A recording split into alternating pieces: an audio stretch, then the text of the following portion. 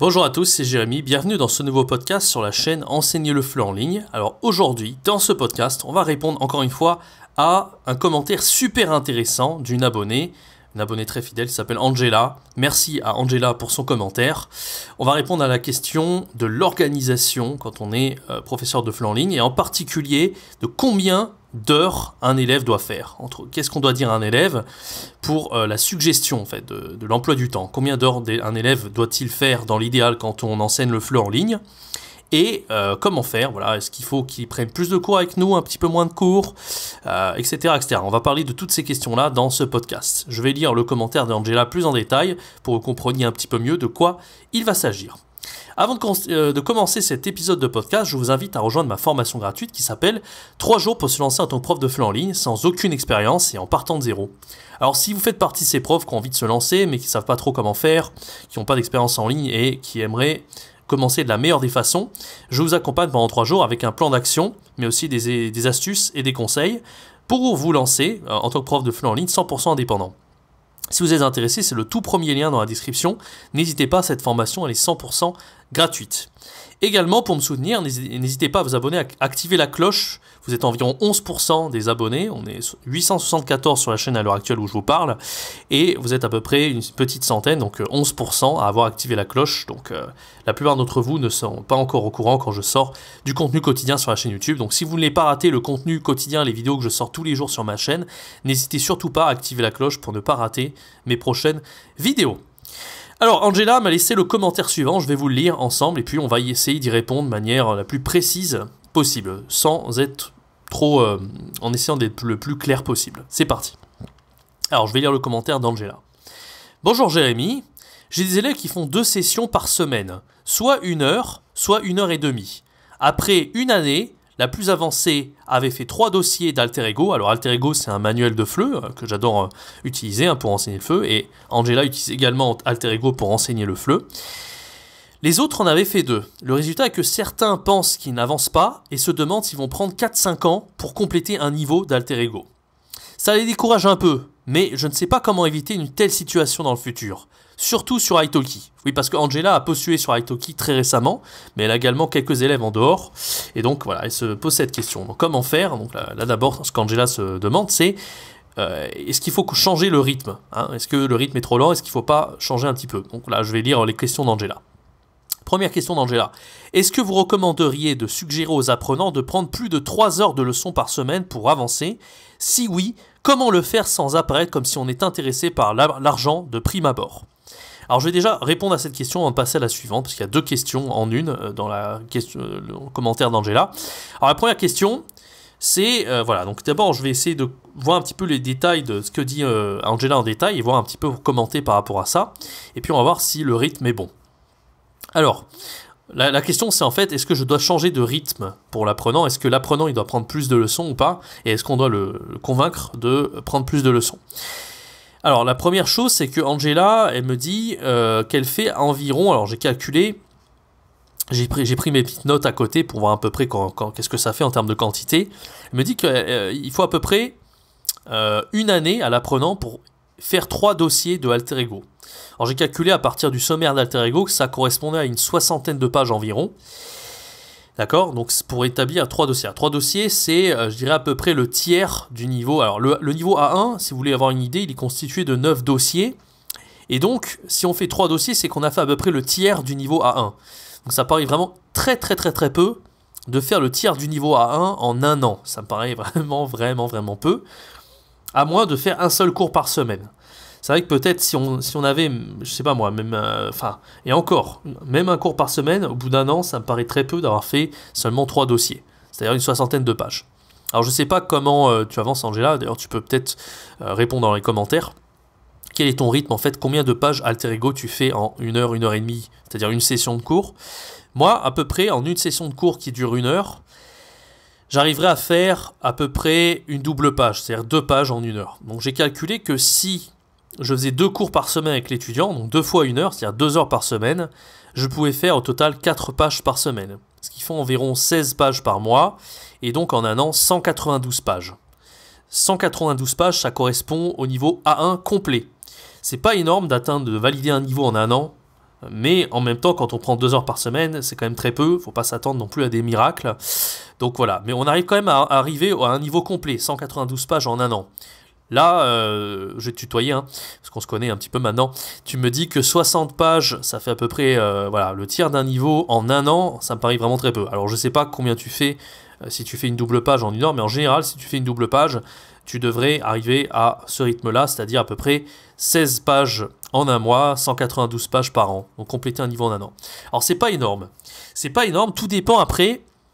Moi, ce que je vais conseiller, en fait, c'est tout dépend des objectifs de l'élève. En fait, dès le départ, dans le cours d'essai, si tu as déjà eu ton élève une première fois, si ça n'a pas été le cas, tu verras sur Italki, tu feras des cours d'essai avec tes prochains élèves.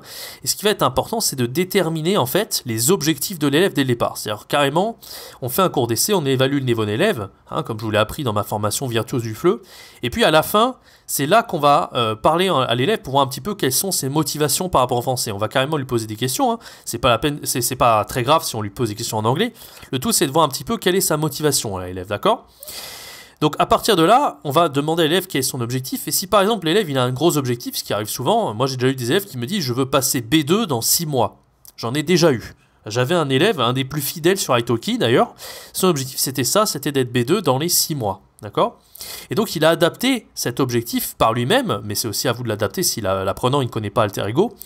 C'est-à-dire qu'en fait, si l'objectif de l'apprenant, je vais prendre cet exemple-là, c'est de passer B2 dans 6 mois, évidemment, s'il a que 2 heures par semaine, ça ne va pas suffire. Il faudrait qu'environ, on puisse arriver à environ 32 pages par mois, d'accord, en un mois, ce qui fait à peu près 380 pages par an, ce qui fait environ, j'avais dit tout à l'heure qu'il fallait 192 pages pour compléter un niveau, donc là on aurait complété 2 niveaux en un an, donc s'il part du A1, il serait seulement B1, donc c'est même pas suffisant en fait, donc il faudrait un peu plus de 5 heures par semaine, environ, à ce rythme-là, il faudrait un peu plus de 5 heures par semaine, donc entre 6-7 heures par semaine, pour arriver à un niveau B2 dans les 6 mois. Alors, ce qui est très important aussi de dire à l'apprenant, c'est que ça suffit pas en fait d'avoir cours avec vous et de faire à partir d'un manuel, etc. C'est très bien de faire ça, mais l'apprenant, il n'aura pas forcément le niveau B2, il aura des connaissances, etc. Mais tout ce que vous avez appris auparavant, l'apprenant, il peut aussi l'oublier. D'où le fait que l'apprenant, il doit être capable de réviser en autonomie le vocabulaire que vous lui donnez, les leçons que vous avez faites ensemble, de faire beaucoup de devoirs également. Donc il y a plein d'autres choses qui dépendent de l'atteinte de l'objectif d'un niveau pour l'apprenant. Et c'est pour ça que j'ai fait une formation, il n'y a pas longtemps, qui s'appelle Maître à outils FLE, 7 outils FLE pour guider les apprenants vers l'autonomie et l'excellence. Parce qu'il y a beaucoup d'apprenants qui se pensent que se contenter de votre cours au bout de 6 mois, à 6 heures par semaine, ça y est, on arrive B2. C'est pas vraiment vrai, hein, et l'apprenant, même s'il a suivi toutes vos leçons de A à Z, et même vous avez été le meilleur prof du monde, s'il oublie tout le vocabulaire, ça ne servira à rien, et puis au bout de 6 mois, il n'aura pas du tout le niveau B2, il sera peut-être même que A2, ce qui est largement possible. Donc moi, ce que je recommande, c'est effectivement d'adapter la cadence de cours en fonction du rythme de l'élève, hein, tout simplement. D'accord ? Donc ça, c'était la première question d'Angela. Je vais relire un petit peu la question. Voilà, comment faire pour montrer après qu'on n'est pas intéressé par l'argent de prime abord ? En fait, on pose juste les questions à l'apprenant. C'est pas à nous de dire, bon, moi je te conseille de faire ça, donc prends tant de leçons avec moi. On n'est pas dans cette posture de dire à l'apprenant, ok, il faut absolument que tu prennes tant de cours avec moi, sinon tu vas pas arriver à ton objectif. Ne pas du tout être dans la culpabilité, c'est pas du tout ça l'objectif. L'objectif, c'est de présenter l'objectif pour l'apprenant. Voilà, ton objectif, tu me l'as dit, c'est d'avoir le niveau B2. Il te faudra 6 mois à raison de 5-6 heures par semaine pour y arriver. Et après, libre à toi de le faire. Si c'est trop pour toi, et ça, tu restes au rythme qu'on a, hein, c'est pas grave. Hein. Sinon, si vraiment tu veux le faire sérieusement, tu le fais. Mais en général, c'est pas à vous de forcer la main à l'apprenant. Moi, la plupart des apprenants, tels que Gérald, par exemple, qui avait ce niveau-là, qui avait cet objectif-là d'avoir le niveau B2 en 6 mois, et au début, il a pris quelques leçons pour tester avec moi. Il avait quelques leçons, voilà, 1-2 heures par semaine, 3 heures par semaine. Puis ça lui a plu, puis il a voulu augmenter la cadence par lui-même, en fait. C'est pas du tout moi qui lui ai dit, vas-y, prends plus de leçons. C'est lui qui s'est dit, ok, en fait, je pense que t'es un excellent prof, et en fait, au bout de 6 mois, je pense que j'arriverai à atteindre mon objectif d'être B2, sans problème. Donc voilà, le but c'est juste de montrer qu'on est professionnel, de présenter l'objectif à l'apprenant, comme je vous l'ai appris dans la formation Virtuose du FLE, et puis si l'apprenant il se rend compte qu'il a besoin de plus, il va le faire de lui-même en général. Le plus important c'est de montrer l'objectif et de montrer qu'est-ce qu'il faut faire pour arriver à cet objectif, de suggérer et ne pas du tout de dire faut absolument que tu prennes. Non, c'est à l'apprenant de voir tout simplement. C'est ce que je peux conseiller de mieux pour montrer qu'on n'est pas à cheval sur l'argent. D'accord ? Deuxième question de la part d'Angela. Est-ce qu'il est mieux de ne pas encourager les élèves d'acheter les livres de l'élève de la méthode alter ego qu'on utilise?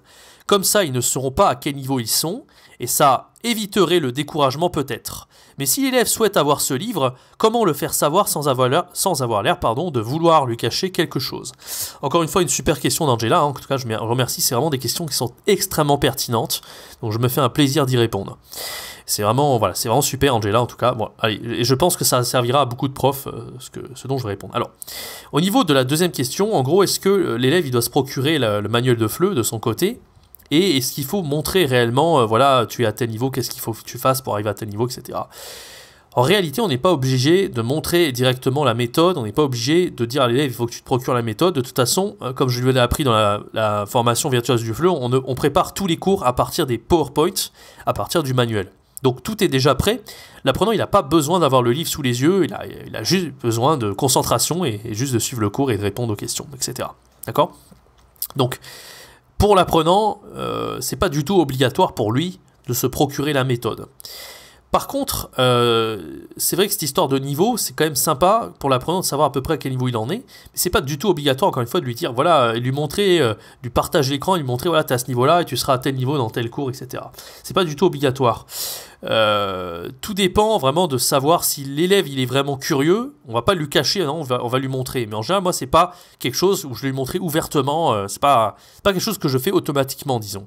Déjà, l'apprenant, il y a des apprenants en fait. Tous les apprenants sont différents. Moi, je fais partie des apprenants qui aiment bien savoir à quel niveau je suis et quel niveau il me reste à atteindre, etc. Ça peut mettre la pression, mais au final, pas forcément. En fait, ça met pas forcément la pression. C'est vraiment quelque chose qui peut être pas mal pour motiver, au contraire, l'apprenant. Par contre, tous les apprenants ne sont pas pareils. C'est-à-dire que les apprenants, ils veulent pas forcément savoir qu'ils sont à 2 pour arriver à B2 ou je sais pas quoi. Et les apprenants, ils sont contents juste d'avoir des connaissances et de savoir que ce cours-ci, ils ont appris à se repérer dans un espace temporel. Et puis à la leçon précédente, ils apprendront le vocabulaire, je sais pas moi, du corps humain, enfin peu importe en fait. Mais tous les apprenants ont des objectifs différents. Donc ça plaît pas forcément à tous les apprenants de se référer au niveau CECR, du cadre européen de référence pour les langues. Donc ça, c'est quelque chose qu'il faut savoir. Donc moi, je suis pas contre le fait de cacher les choses. On n'est pas en train de cacher, en fait. Si l'apprenant, il veut voir, on lui montre. Hein, ça m'est arrivé de montrer ça à des apprenants. Mais je ne le fais pas par défaut. Parce que, voilà, c'est pas obligatoire, tout simplement. Voilà. Moi, mon élève le plus fidèle, qui s'appelait Gérald, lui, il connaissait la méthode alter ego dès le départ et puis il cherchait un prof pour progresser à partir du livre de l'élève, hein, le alter ego. Et moi, comme j'ai été spécialisé un petit peu dans ce manuel, il était très content, il a trouvé un prof qui connaissait bien alter ego et puis avec qui il pouvait avancer très bien. Et Gérald, effectivement, ça le rassurait d'avoir son livre de son côté et de se dire, ok, on en est là à tel dossier, il me reste ça à faire, etc. C'est vrai que ça l'aidait, puis ça l'a aidé aussi à prendre tant de cours par semaine, parce qu'à partir de là, il savait exactement combien de cours il avait à prendre par semaine. C'était même pas à moi de lui dire, en fait, c'était à lui de le savoir, tout simplement. Mais tous les élèves ne sont pas comme Gérald, encore une fois. Donc tout dépend un petit peu des objectifs des élèves et de ce qu'ils aiment, de leur goût, de leurs préférences et tant d'autres choses. Encore une fois, voilà, il faut vraiment être très adaptatif dans l'enseignement en ligne. Il n'y a pas de méthode gravée dans le marbre. C'est bien d'avoir vraiment un cadre, d'avoir vraiment un plan pour son cours, mais encore une fois, il faut aussi être capable d'être adaptatif, de s'adapter aux besoins de l'élève, à la demande de l'élève, et d'être capable de changer et d'improviser aussi en fonction de ce qu'on a comme élève, tout simplement. Voilà, j'espère que j'aurai répondu à toutes les questions d'Angela et aux questions des profs qui se posaient la question, combien d'heures faire avec un élève, et est-ce qu'il faut un petit peu montrer les coulisses un peu de la préparation du manuel, etc., etc. J'espère que ça aura répondu à tes questions, Angela, en tout cas. Je me suis fait un plaisir à faire ce podcast. N'hésitez pas, si vous avez d'autres questions dans les commentaires, si Angela, tu as d'autres questions, tu peux toujours m'envoyer un mail et répondre dans les commentaires de cette vidéo également. Voilà, merci d'avoir écouté cette vidéo. N'hésitez pas à vous abonner à la chaîne, à activer la cloche. Je fais toujours une vidéo par jour pour aider les profs de FLE comme vous qui aimeraient devenir excellents profs en ligne. En tout cas, je l'espère que ça vous est très utile.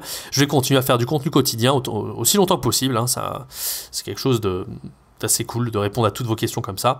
Voilà, en tout cas, je vous donne rendez-vous à très bientôt pour un prochain podcast, une prochaine vidéo. C'était Jérémy. Ciao, bye bye.